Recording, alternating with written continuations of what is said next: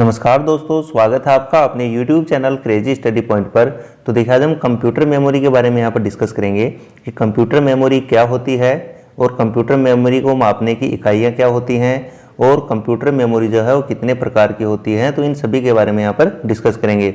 तो स्टार्ट करने से पहले यदि आप चैनल पर नए हैं तो प्लीज़ चैनल को सब्सक्राइब कर लें और उसके जो बगल में बेल आइकन है उसको जरूर प्रेस कर लें ताकि जब भी कोई नया अपडेट हो तो उसका नोटिफिकेशन आपको मिल सके। तो चलिए स्टार्ट करते हैं। तो देखिए सबसे पहले हम देखेंगे कि कंप्यूटर मेमोरी क्या होती है। तो देखिए विभिन्न स्रोतों से प्राप्त डेटा, निर्देश और परिणामों को संग्रहित कर भंडारित करना मेमोरी कहलाता है। इसे आम भाषा में याद रखना भी कहते हैं, यानी याददाश्त। कंप्यूटर याद रखने के लिए जिस उपकरण का सहारा लेता है उसे कंप्यूटर मेमोरी कहते हैं। कंप्यूटर मेमोरी इंसानी मस्तिष्क की भांति ही होती है। जैसे इंसान याद रखने के लिए मस्तिष्क का यूज करता है, वैसे ही कंप्यूटर में जो है कोई भी डाटा स्टोर करने के लिए मेमोरी का यूज किया जाता है। सेंट्रल प्रोसेसिंग यूनिट यानी कि सीपीयू को प्रोसेस करने के लिए इनपुट डेटा एवं निर्देश चाहिए जो कि मेमोरी में संग्रहित रहता है। मेमोरी में ही संग्रहित डेटा तथा निर्देश का प्रोसेस होता है तथा आउटपुट प्राप्त होता है। अतः मेमोरी कंप्यूटर का एक आवश्यक अंग है। तो अभी हमने देखा कि कंप्यूटर मेमोरी क्या होती है। अब देखेंगे कि कंप्यूटर मेमोरी जो है वो डाटा को किस प्रकार रिप्रेजेंट करती है। तो डाटा रिप्रेजेंटेशन या डाटा प्रतिनिधित्व है। तो मेमोरी बहुत सारे सेल में बटे होते हैं जिन्हें लोकेशन कहते हैं। हर लोकेशन का एक अलग लेवल होता है जिसे एड्रेस कहते हैं। सेल का उपयोग डाटा और निर्देश के संग्रह के लिए किया जाता है। सारे डेटा और निर्देश कंप्यूटर में बाइनरी कोड के रूप में रहते हैं जिसे 0 तथा 1 से निरूपित किया जाता है। एक सर्किट के ऑन स्थिति को दर्शाता है तथा 0 सर्किट की ऑफ स्थिति को दर्शाता है। लोकेशन में डेटा संग्रह करने को लिखना तथा लोकेशन से डाटा प्राप्त करने को पढ़ना कहते हैं। प्रत्येक लोकेशन में निश्चित बिट स्टोर की जा सकती है जिसे वर्ड लेंथ कहते हैं। वर्ड लेंथ 8, 16, 32 या 64 बिट की हो सकती है। बिट बाइनरी डिजिट की सबसे छोटी इकाई है। बाइट डाटा की एक इकाई है जो कि EBCDIC यानी कि extended binary coded decimal interchange code में 8 बिट्स तथा ASCII यानी कि American standard code for information interchange में 7 बिट्स के समूह हैं। तो अब हम डिस्कस करेंगे मेमोरी मेजरमेंट यानी कि मेमोरी को मापने की इकाइयाँ। तो देखिए जो बिट है वो मेमोरी को मापने की सबसे छोटी इकाई होती है और जो बिट है वो बाइनरी डिजिट का समूह होता है 0 और 1 का। और 4 बिट्स मिलकर जो हैं वो एक निबल बनाते हैं। ये आपको ध्यान रखना है कि 4 बिट्स का समूह जो है वो एक निबल कहलाता है। ऐसे ही 8 बिट्स का जो समूह है वो एक बाइट कहलाता है और 1024 बाइट मिलकर के 1 KB बनाते हैं। ये हम यूँ कह सकते हैं कि 1 किलोबाइट जो है वो 1024 बाइट के बराबर होता है। ऐसे ही 1024 KB मिलकर के 1 मेगाबाइट यानी कि 1 MB बनाते हैं और 1024 MB मिलकर के 1 गीगाबाइट या 1 GB बनाते हैं। ऐसे ही 1024 GB मिलकर के 1 टेराबाइट यानी कि 1 TB बनाते हैं। इसके आगे भी देख लेते हैं हम। देखिए 1024 TB मिलकर के 1 पेटाबाइट यानी कि 1 PB बनाते हैं और 1024 PB जो हैं वो मिलकर के 1 एक्जाबाइट यानी कि 1 EB बनाते हैं। ऐसे ही 1024 EB मिलकर के 1 जेटाबाइट यानी कि 1 ZB बनाते हैं और 1024 ZB मिलकर के 1 योटाबाइट यानी कि 1 YB बनाते हैं और 1024 YB मिलकर के 1 ब्रोंटोबाइट यानी कि 1 BBB बनाते हैं और ऐसे ही 1024 BB मिलकर के 1 जियोपबाइट यानी कि 1 GB बनाते हैं। वैसे एग्जाम में TB तक ही पूछा जाता है लेकिन फिर भी आपको आगे ध्यान रखना है। तो देखिए हम बात कर लेते हैं हम मेमोरी के स्पीड के ऑर्डर की। तो ऊपर से जब नीचे जाएंगे तो फास्टर टू स्लोअर यानी सबसे जो फास्ट मेमोरी है वो रजिस्टर है, उससे कम कैश मेमोरी है, उससे कम स्पीड रैम की होती है और सबसे कम जो स्पीड है वो सेकेंडरी मेमोरी की होती है। यानी जो सबसे फास्टेस्ट मेमोरी है वो रजिस्टर मेमोरी है और सबसे जो स्लोवेस्ट मेमोरी होती है वो सेकेंडरी मेमोरी होती हैं। प्रकार तो देखिए मेमोरी जो है वो मुख्यतः दो प्रकार की होती है, एक प्राइमरी मेमोरी और दूसरी सेकेंडरी मेमोरी। प्राइमरी मेमोरी को सेमीकंडक्टर मेमोरी या मेन मेमोरी भी कहा जाता है। ऐसे ही जो हमारी सेकेंडरी मेमोरी होती है, द्वितीयक मेमोरी, उसको सहायक या ऑक्सिलरी मेमोरी या बैकिंग स्टोर मेमोरी भी कहा जाता है। देखिए जो मेन मेमोरी है वो स्थायी या नॉन वोलेटाइल मेमोरी भी होती है। कैश मेमोरी भी मेन मेमोरी के अंतर्गत ही आती है। इसी प्रकार अस्थायी मेमोरी भी जो है वो मेन मेमोरी के अंतर्गत ही आती है। मेन मेमोरी में जो नॉन वोलेटाइल यानी कि स्थायी मेमोरी होती है वो रोम होती है, और P ROM, E P ROM और ई पी रोम ये सभी जो हैं वो रोम के ही एग्जाम्पल हैं। ऐसे ही अस्थायी मेमोरी में रैम आती है। तो जो मेन मेमोरी में अस्थायी मेमोरी है वो कौन सी होती है? रैम होती है। और जो द्वितीयक या सहायक मेमोरी है वो देखिए कौन कौन सी होती हैं। तो hard disk, magnetic tape, CD ROM, floppy disk, pen drive, DVD, flash drive, ये सभी जो हैं वो सेकेंडरी मेमोरी के एग्जाम्पल्स हैं। तो चलिए इन सभी को हम एक एक करके यहाँ पर डिस्कस करते हैं। तो सबसे पहले हम देखेंगे सेमीकंडक्टर यानी कि प्राइमरी या मेन मेमोरी के बारे में, जिसे हम इंटरनल मेमोरी या आंतरिक मेमोरी भी कहते हैं। तो देखिए प्राथमिक मेमोरी को अक्सर मुख्य मेमोरी भी कहा जाता है, जो कंप्यूटर के अंदर रहता है तथा इसमें डाटा और निर्देश का सीपीयू के द्वारा फास्ट तथा प्रत्यक्ष उपयोग होता है। तो सबसे पहले हम देखेंगे कि जो मेन मेमोरी है हमारी रैम, उसके बारे में। तो देखिए रैम की फुल फॉर्म आपको ध्यान रखनी है कि रैम की फुल फॉर्म होती है रैंडम एक्सेस मेमोरी। रैम या रैंडम एक्सेस मेमोरी कंप्यूटर की अस्थायी मेमोरी, जिसे हम टेम्परेरी मेमोरी या वोलेटाइल मेमोरी भी कह सकते हैं। जो अस्थायी मेमोरी है उसके लिए वोलेटाइल शब्द का यूज किया जाता है। कीबोर्ड या अन्य किसी इनपुट डिवाइस से इनपुट किया गया डाटा प्रक्रिया से पहले रैम में ही संग्रहित किया जाता है और सीपीयू द्वारा आवश्यकता अनुसार वहां से प्राप्त किया जाता है। रैम में डाटा या प्रोग्राम अस्थायी रूप से संग्रहित रहता है। कंप्यूटर बंद हो जाने या बिजली चले जाने पर रैम में संग्रहित या जो स्टोर किया हुआ डाटा है वो मिट जाता है, इसलिए रैम को वोलेटाइल या अस्थायी मेमोरी भी कहते हैं। रैम की क्षमता या आकार कई प्रकार के होते हैं, जैसे कि 4 MB, 8 MB, 16 MB, 32 MB, 64 MB, 128 MB, 256 MB, 512 MB, 1 GB। इस प्रकार से अपनी आवश्यकता अनुसार हम कोई भी साइज की मेमोरी ले सकते हैं। देखिए रैम के विभिन्न प्रकार। तो रैम दो प्रकार की होती है, एक एस रैम और दूसरी डी रैम। तो सबसे पहले हम देखेंगे एस रैम के बारे में। तो एस रैम का पूरा नाम स्टैटिक रैंडम एक्सेस मेमोरी होता है, जिसमें शब्द स्टैटिक बताता है कि इस रैम में डाटा स्थिर रहता है और उसे बार बार रिफ्रेश करने की ज़रूरत नहीं पड़ती है। यह रैम भी वोलेटाइल मेमोरी होती है, इसलिए पावर ऑन रहने तक इसमें डाटा मौजूद रहता है और पावर ऑफ होते ही सारा डाटा स्वतः ही डिलीट हो जाता है। इस मेमोरी को कैश मेमोरी के रूप में भी इस्तेमाल किया जाता है। रैम का दूसरा टाइप है डी रैम। तो डी रैम का पूरा नाम डायनेमिक रैंडम एक्सेस मेमोरी होता है, जिसमें शब्द डायनेमिक का मतलब होता है चलायमान, अर्थात हमेशा परिवर्तित होते रहना। इसलिए इस रैम को लगातार रिफ्रेश करना पड़ता है, तभी इसमें डाटा स्टोर किया जा सकता है। सीपीयू की मेमोरी के रूप में डी रैम का ही इस्तेमाल किया जाता है, क्योंकि इसमें डाटा का रेंडमली प्राप्त किया जा सकता है और इसमें नया डाटा अपने आप स्टोर होता रहता है, जिसके कारण सीपीयू की कार्य क्षमता तेज बनी रहती है। डी रैम भी वोलेटाइल होती है, इसलिए इसमें भी डाटा पावर सप्लाई ऑन रहने तक ही स्टोर रहता है। आजकल कंप्यूटर्स, स्मार्टफोन्स, टैबलेट्स आदि उपकरणों में डी रैम का ही इस्तेमाल किया जाता है, क्योंकि यह एस रैम से सस्ती भी होती है। दूसरी हमारी मुख्य मेमोरी होती है रोम, यानी कि रीड ओनली मेमोरी। तो रोम का पूरा नाम रीड ओनली मेमोरी होता है। यह स्थायी मेमोरी यानी कि परमानेंट मेमोरी या नॉन वोलेटाइल टाइप की मेमोरी होती है, जिसमें कंप्यूटर के निर्माण के समय प्रोग्राम स्टोर कर दिए जाते हैं। इस मेमोरी में स्टोर प्रोग्राम परिवर्तित और नष्ट नहीं किए जा सकते, उन्हें केवल पढ़ा जा सकता है। इसलिए यह मेमोरी रीड ओनली मेमोरी कहलाती है।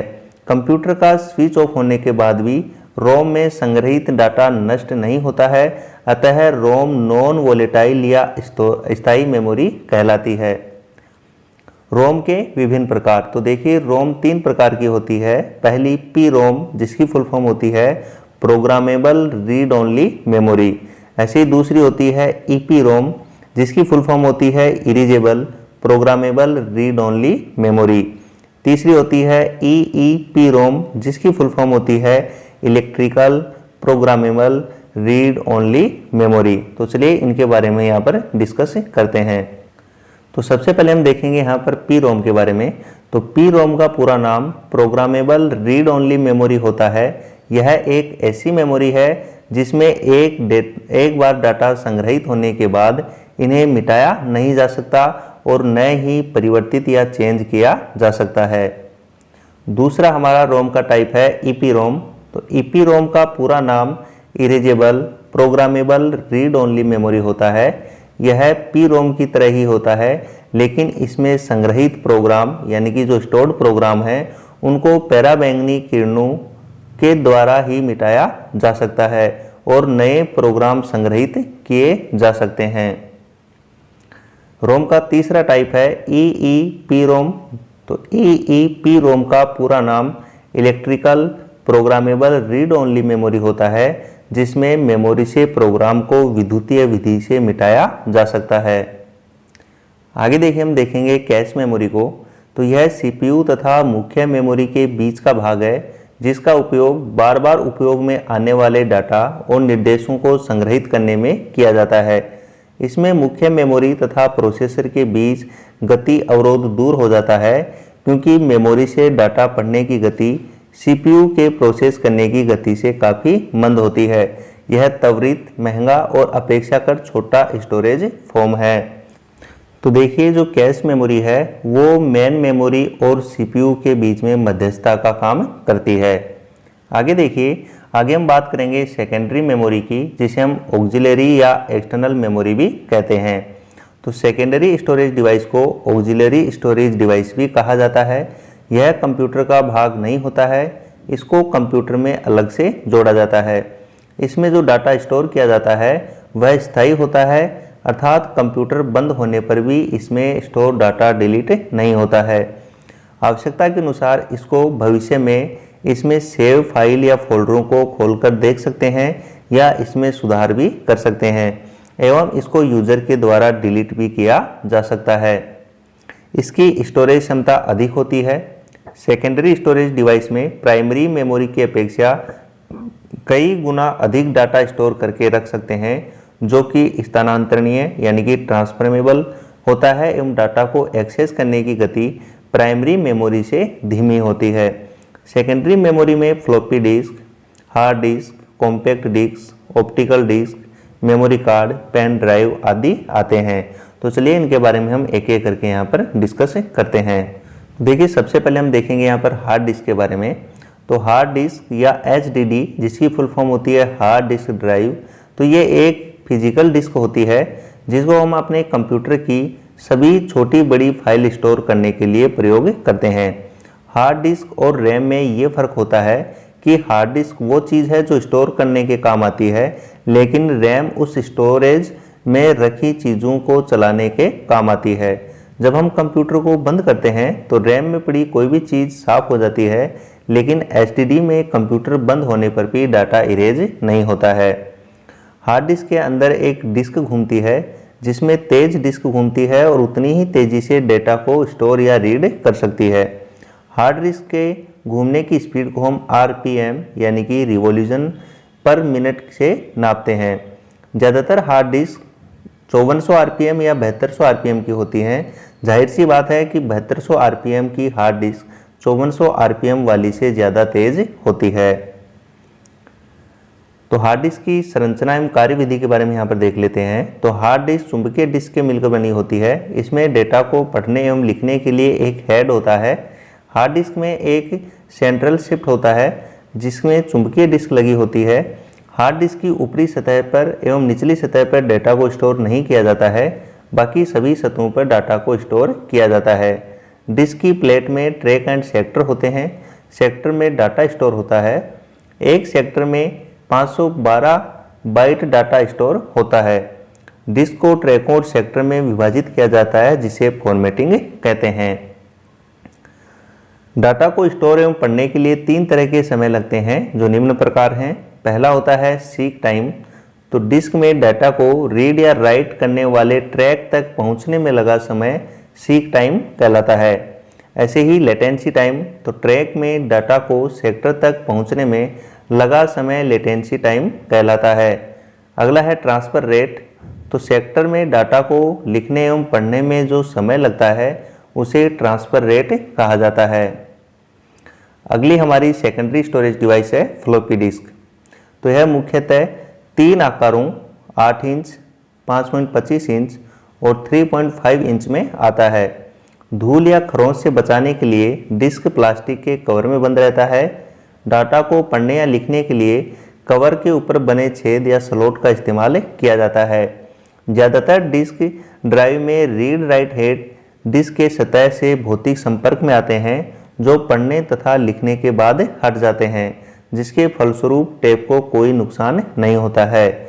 इसमें डाटा वृत्ताकार ट्रैक पर लिखा जाता है। यह एक बाहरी मेमोरी होती है। अगली हमारी स्टोरेज डिवाइस है मैग्नेटिक टेप। तो मैग्नेटिक टेप भी एक स्टोरेज डिवाइस है, जिसमें एक पतला फीता होता है जिस पर मैग्नेटिक इंक की कोडिंग की जाती है। इसका प्रयोग एनालॉग तथा डिजिटल डाटा को स्टोर करने के लिए किया जाता है। यह पुराने समय के ऑडियो कैसेट की तरह होता है।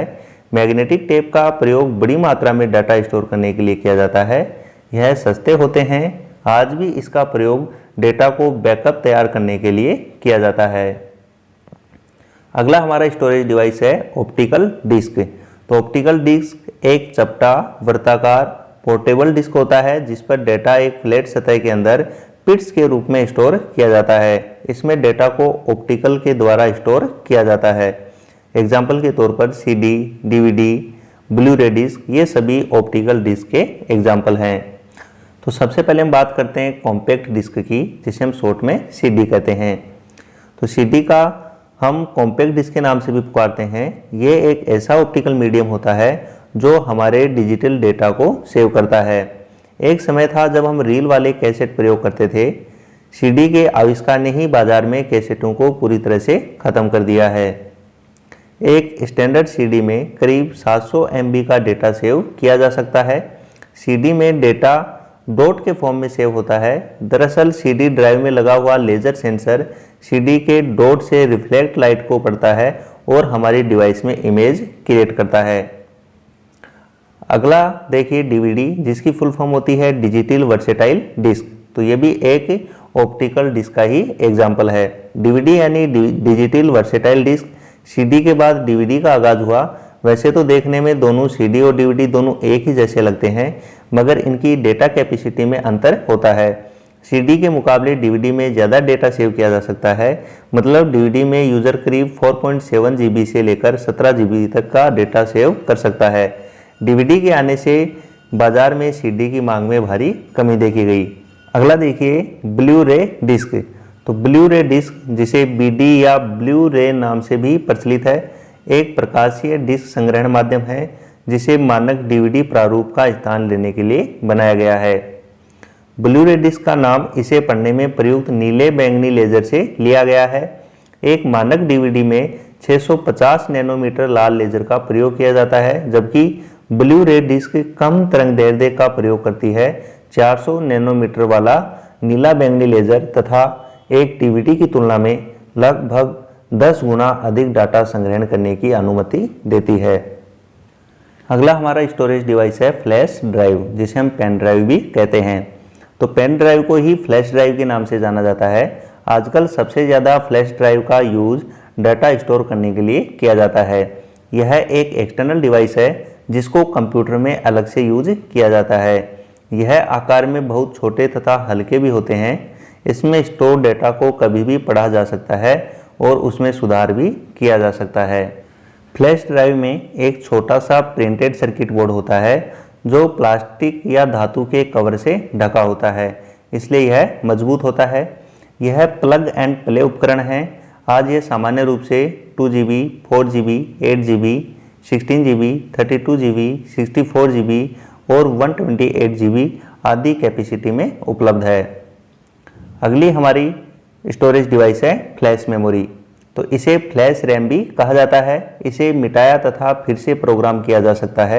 इसका उपयोग cellular phone, digital camera, digital set top box इत्यादि में होता है। तो ठीक है दोस्तों, यदि वीडियो आपको अच्छा लगा हो तो ज़्यादा से ज़्यादा लाइक करें, शेयर करें और यदि आप चैनल पर नए हैं तो प्लीज़ चैनल को सब्सक्राइब कर लें और उसके जो बगल में बेल आइकन है उसको जरूर प्रेस कर लें ताकि जब भी कोई नया अपडेट हो तो उसका नोटिफिकेशन आपको मिल सके। Okay, thank you.